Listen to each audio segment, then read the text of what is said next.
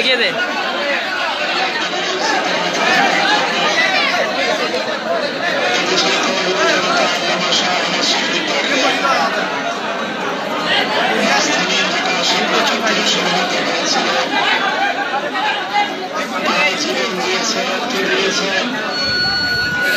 শক্তি মনে করেছে যে হেফাজতে ইসলামকে নির্মূল করে দেওয়া হয়েছে,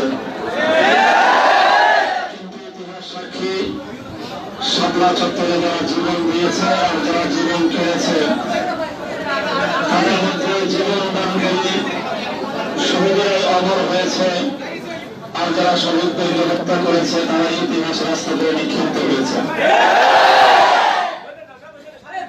যতদিন দেশের জাতি থেকে থাকবে ততদিন পর্যন্ত শাপলা চত্বরের রক্তের দাগ যাদের হাতে লেগে আছে এই কলঙ্কের দাগ কোনদিন তারা বুঝতে পারবে না।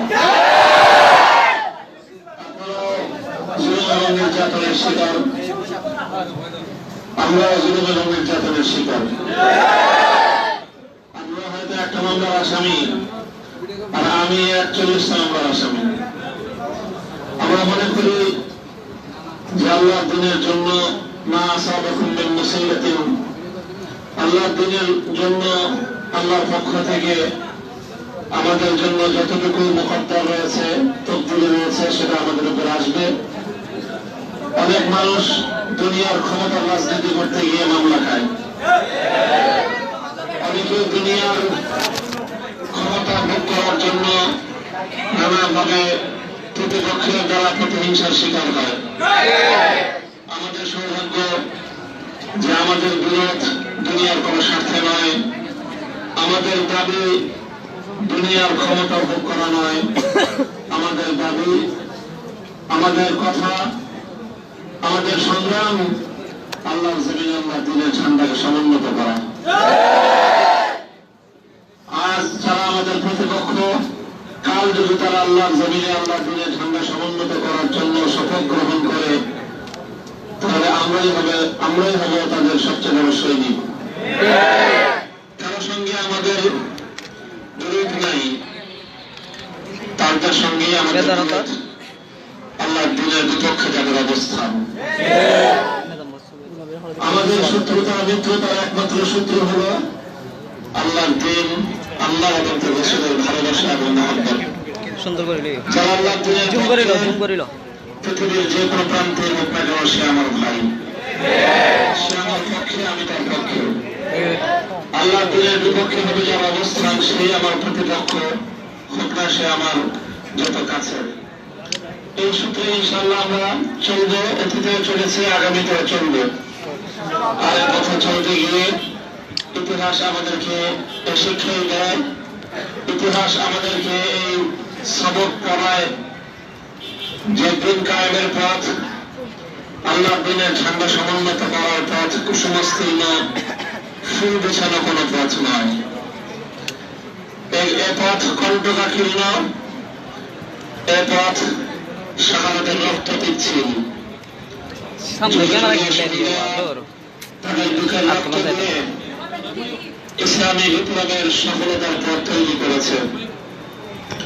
ইনশাআল্লাহ নতুন দিনের নতুন বিমানের আযান উচ্চারিত হচ্ছে দিকে দিকে। ইনশাআল্লাহ আল্লাহর এই জমিন, আমাদের প্রান্তীয় এই জনপদ, আমাদের মাতৃভূমি, হাজার বছর ধরে এটা ইসলামের লালন কেন্দ্র। যারা এই দেশ থেকে, এই জনপদ থেকে ইসলামের নাম নিশানা মুছে ফেলতে চায়, সাময়িকভাবে তাদের কিছুটা প্রভাব দেখা গেল, চূড়ান্ত বিবেচনা ইনশাআল্লাহ ইসলামী হবে বিজয়ী, ইসলাম বিদ্বেষীরাই নিপাত যাবে। আমাদেরকে মাটি কামড়ে পড়ে থাকতে হবে, আমাদের শপথে বলিয়ান হতে হবে, জীবন যেতে পারে, ইসলাম ছাড়ব না ইনশাআল্লাহ। আমি দলমত নির্বিশেষে সকল দলের, সকল মতের, সকল পথের মুসলিম ভাই বোনদেরকে কথাই বলতে চাই যে রাজনীতিকে কখনোই ইসলাম এবং দ্বীন ও ঈমানের ঊর্ধ্বে স্থান দিবেন না। আপনারা রাজনীতি করবেন, কল্যাণের জন্য, দেশের জনগণের কল্যাণের জন্য। মনে রাখবেন, আল্লাহ তার রাসূল এবং ঈমানের বিপক্ষে গিয়ে মানবতার কোনো কল্যাণ হতে পারে না। কাজে কখনো যদি দেখেন যে আপনার দল ইসলামের বিপক্ষে অবস্থান নিয়েছে, একজন মুসলিম হিসেবে আপনার দায়িত্ব হবে দলকে ত্যাগ করা, ইসলামকে নয়। আমার দেশের জনগণ, আপনারা যদি এই সূত্রে নিজেদের কর্মকাণ্ড পরিচালনা করতে পারেন, তাহলে ইনশাআল্লাহ এর মাধ্যমে আমাদের দেশের রাজনৈতিক দলগুলো ইসলাম বিরোধী মতবাদ থেকে তারা ফিরে আসবে।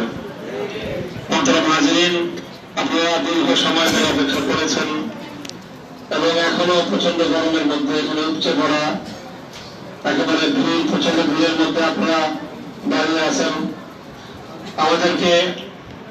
আমাদের এখানে অনেক মজলুম ওলামায়ে কেরাম রয়েছেন যারা দীর্ঘ কারাবরণ করেছেন।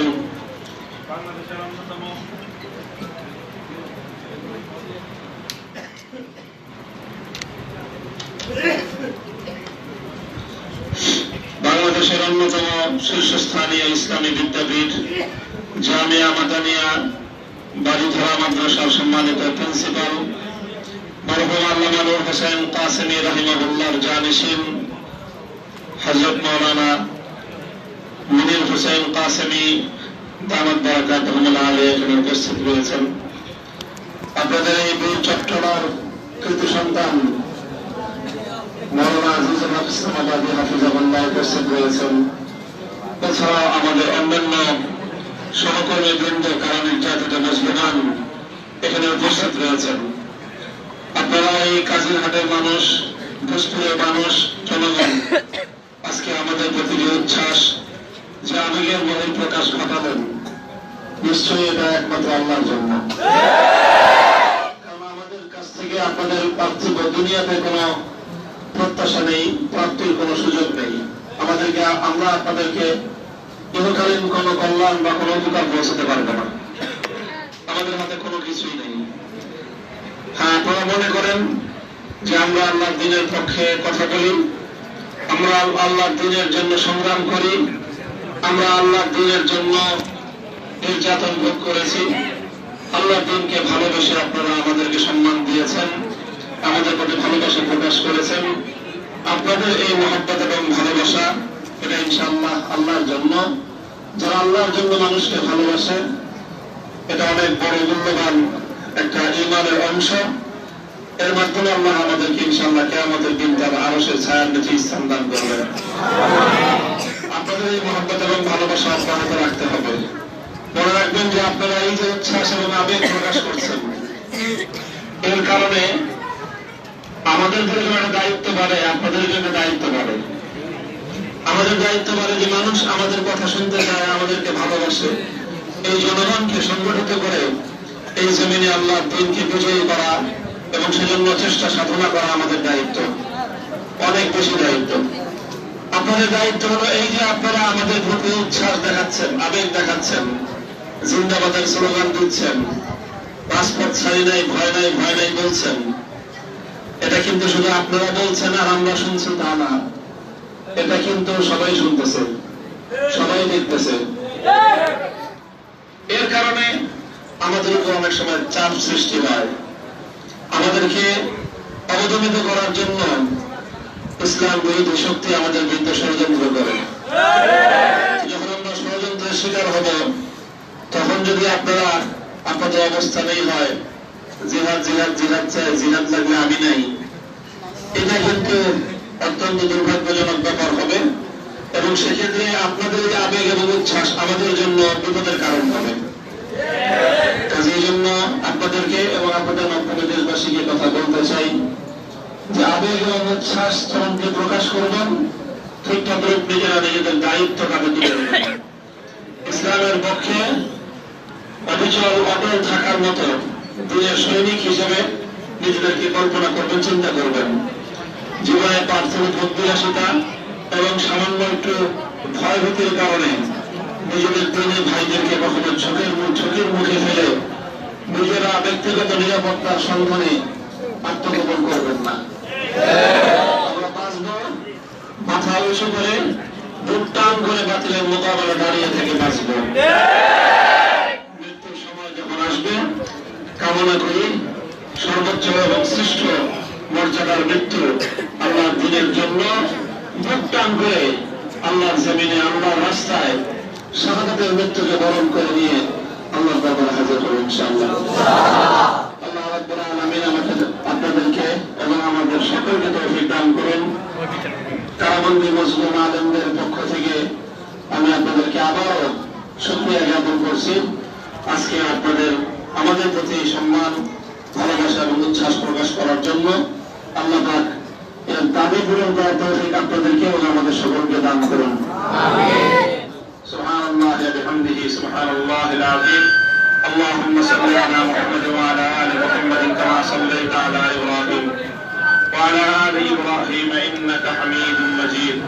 يا الله يا إله العالمين يا رب العالمين يا الله দেশের তরুণ যুবকরা يا الله কলমতের বিশেষে বিভিন্ন মতের যুব সমাজ শেষ করলে লাইভ ফিনিশ করে দিই, বন্ধ করে দিতাম। হ্যাঁ, শেষ করে দিই। শিক্ষার পার্থক্য ছাড়াই ব্যবসায়ী, তাজের, শ্রমিক, কৃষক, মাদ্রাসার তালেবে ইলম সব শ্রেণীর যুব প্রজন্ম ইসলামের পক্ষে আল্লাহ তাআলার আবেগ এবং উচ্ছ্বাস প্রকাশ করছে। তাই আল্লাহ এই আবেগকে আপনি তাদের অন্তরের মধ্যে আপনার দ্বীনের ভালোবাসা হিসেবে প্রতিষ্ঠিত করে দিন। আমিন। আমাদের এই যুব প্রজন্মকে তাই আল্লাহ আপনার দ্বীনের ঝান্ডা সমুন্নত করার দ্বীনের সৈনিক হিসেবে আপনি কবুল করুন। আল্লাহ হুজুর মাদ্রাসাকে আপনি কবুল করুন।